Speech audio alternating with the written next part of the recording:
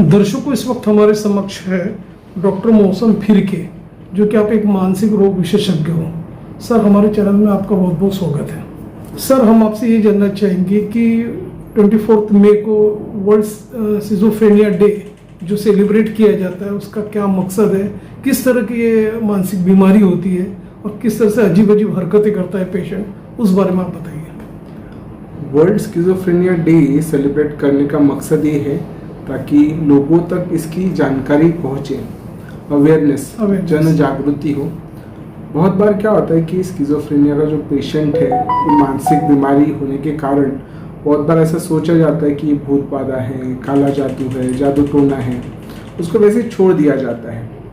हम ये world schizophrenia day के तौर पर लोगों तक ये बीमारी क्या है, क्यों होती है, इसका इलाज संभव है क्या, अगर संभव है तो वो इलाज क्या है, ये सब जन जागृति होने के लिए ये वर्ल्ड स्किज़ोफ्रेनिया डे मनाया जाता है।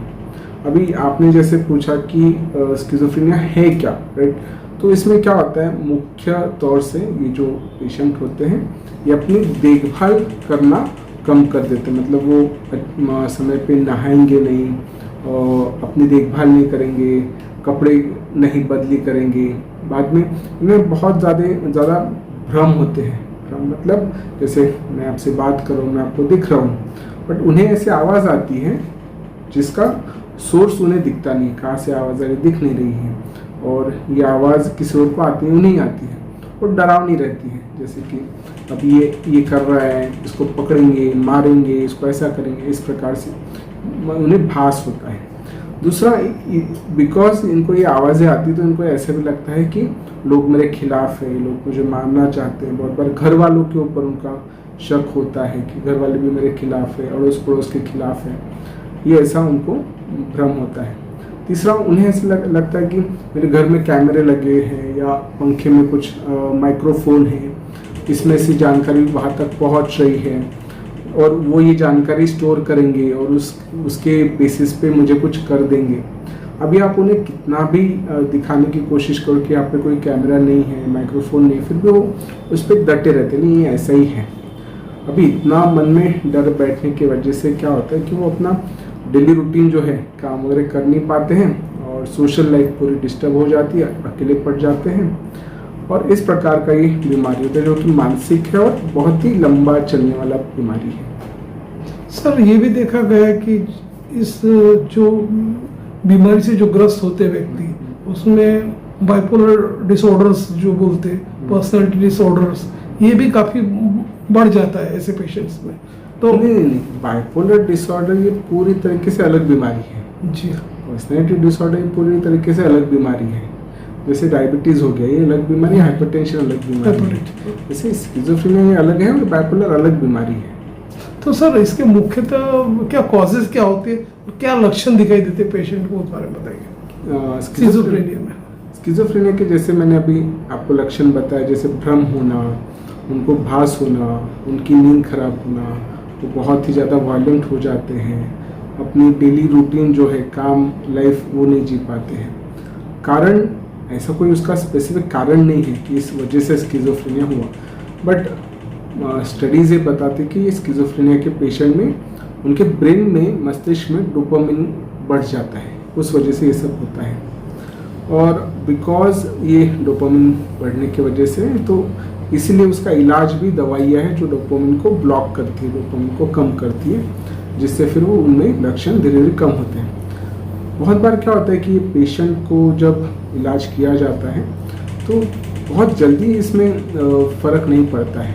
कम से कम 2-3 हफ्ता दवाई देने के बाद धीरे धीरे वो कम होता है। 2-3 हफ्तों बाद शुरुआत में वो सोने लगेगा, धीरे धीरे फिर उसके भ्रम कम होंगे, उसको जो वहम होता है वो कम होगा 2-3 हफ्तों में। बहुत बार ऐसा भी देखा जाता है, पेशेंट को रिलीफ मिल गया, दवाई बंद कर देते हैं, ठीक हो गया, फिर से वो बीमारियाँ वापस आती हैं। ये बीमारी में, बिकॉज ये बहुत ही पुरानी क्रोनिक बीमारी है, इसमें इलाज भी बहुत लंबा चलता है। कम से कम साल 2 साल से लेके ज़िंदगी भर भी इसकी दवाई लेनी पड़ सकती है। सर, हालांकि आमतौर पर यह भी देखा गया है कि जो दुर्गम इलाके होते हैं, ग्रामीण इलाके होते हैं, वहाँ पे एक मिथ्स होता है लोगों के बीच में, वो ऐसा अपना गांव के जो हकीम जो है उनके चक्कर में चले जाते हैं, वहाँ इलाज कराते, और कुछ रहते कुछ आयुर्वेदिक भी कराते, जैसे मर्क्यूरी स्टेरॉइड भी उनको मिलता है, तो उनको लगता है कि ब्रेन सही हो जाएगा, नॉर्मल लाइफ जी पाएगा। तो ये क्या है, एक प्रकार से भ्रम ही है ना सर? ये सब गलत फहमियाँ हैं। ये बीमारी है, जैसे डायबिटीज़ में इंसुलिन कम हो जाता है, वैसे ही इस बीमारी में डोपामिन मस्तिष्क में बढ़ जाता है। सो बिकॉज ये बीमारी है तो उसका इलाज है। जादू टोना या काला जादू या कान में कुछ हवा घुस गई या किसी ने कुछ कर दिया उस वजह से ऐसा हो रहा है, ऐसा नहीं होता है। उसमें आप कितना भी कुछ कर लो, वो बीमारी तब तक चालू रहेगी जब तक उसका इलाज नहीं होता, जब तक उसको गोली इलाज नहीं मिलता है तब तक वो वैसे ही रहेगा। सपोज सर ऐसे पेशेंट अपने क्लिनिक में आते हैं जो इससे सिजोफ्रेनिया से ग्रस्त है, ऐसे पेशेंट जब आते हैं तो किस तरह से state of the art treatment अपने यहाँ अवेलेबल है, किस तरह से थेरेपी और मॉडलिटीज से गुजरना पड़ता है, तो उस बारे में बताइए। देखिए, ये बीमारी का इलाज ऐसा बहुत कॉम्प्लिकेटेड नहीं है। इसमें दवाइयाँ दी जाती हैं। शुरुआत में ऐसी भी दवाई दी जाती है जिससे पेशेंट को नींद आए, ताकि वो सोए थोड़ा, ताकि उसका दिमाग शांत हो। तो ऐसे भी देखा जाता है कि शुरुआत में दवाई इलाज से पेशेंट बहुत ज़्यादा सोने लगते हैं, और धीरे धीरे जैसे जैसे समय जाता है तो नींद की गोली कम की जाती है, और फिर एंटीसाइकोटिक जैसे कहते हैं वो हम देते हैं, और वो ठीक हो जाता है। तकरीबन 2-3 हफ्ता लगता है। इसमें कोई ऐसा बहुत बार हम कुछ ब्लड टेस्ट भी कराते हैं, जनरल रूटीन जो CBC हो गया, थायराइड हो गया, या विटामिन B12 हो गया, विटामिन D हो गया, ये टेस्ट भी कराते हैं। अगर कुछ और कारण है, जैसे हेड इंजरी हो गई, सर पे चोट आ गई, या थायराइड कम ज़्यादा हो गया, तो वो भी रूल आउट करना पड़ता है, जो लैब टेस्ट से हो जाता है, और इस प्रकार से इस बीमारी का इलाज किया जाता है। तो शहर और विदर्भ और अंतर्राज्यीय दर्शक डॉक्टर मौसम फिरके, जो कि आप मानसिक रोग तज्ञ हो, विशेषज्ञ हो, आपको हमारे दर्शक लाइव देख रहे हैं, किसी प्रकार की कोई उनकी इंक्वायरीज है, कोई क्वेरीज है उनकी, या कोई ऑनलाइन वो आपसे संपर्क करना चाहते हैं या आपको डायरेक्टली अप्रोच कर सकते हैं, तो उनके लिए हमारे स्क्रीन पे आपका फ़ोन नंबर, आपका कॉन्टैक्ट नंबर और एड्रेसेस फ्लैश हो रहा है, उसे देख के वे डायरेक्ट आपसे संपर्क कर सकते हैं। तो सर चलते चलते आप ये बताइए, ये जो सिजोफ्रेनिया जो बीमारी जो है आप जो बताया डिजीज, ये अर्ली स्टेज में होना नहीं चाहिए, या तो हुआ एडवांस स्टेज में तो उसका भी ट्रीटमेंट है। तो जनमानस में आपका क्या एक मैसेज रहेगा ताकि इसे रोकथाम कर सके और एक अवेयरनेस भी बढ़ पाए इस बीमारी के प्रति? देखिए, ऐसा कुछ है नहीं जिससे इसको प्रिवेंट किया जा सके। मतलब आप ऐसा करो तो स्किज़ोफ्रेनिया नहीं होगा, ऐसा कुछ नहीं है।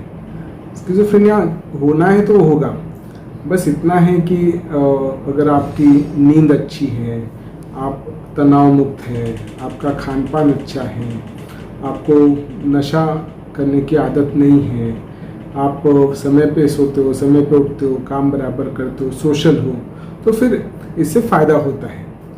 दूसरा, ऐसा अगर ऐसा देखा जाता है कि 100 में से 1 इंसान को स्किज़ोफ्रेनिया होता है, तो उसको प्रिवेंटिव कुछ नहीं है कि अगर हो ही ना, ऐसा नहीं है। जिसे होना है उसको होगा। बस इतना है कि अगर उसको जल्दी आइडेंटिफाई कर लिया गया, जल्दी इसको पकड़ा गया, तो फिर उसमें इलाज जल्दी हो जाएगा, और इलाज जल्दी होने की वजह से पेशेंट की जो लाइफ है वो जल्द से जल्द पटरी पे आ सकती है, नॉर्मलाइज हो सकती है। तो हम अगर ये जो लक्षण हमने चर्चा किए वो अगर दिखते हैं तो उसको बस आइडेंटिफाई करें, उसको आप दवाई इलाज करें जितना जल्द से जल्द हो सके, वो ही सबसे अच्छा उसमें फ़ायदा होगा।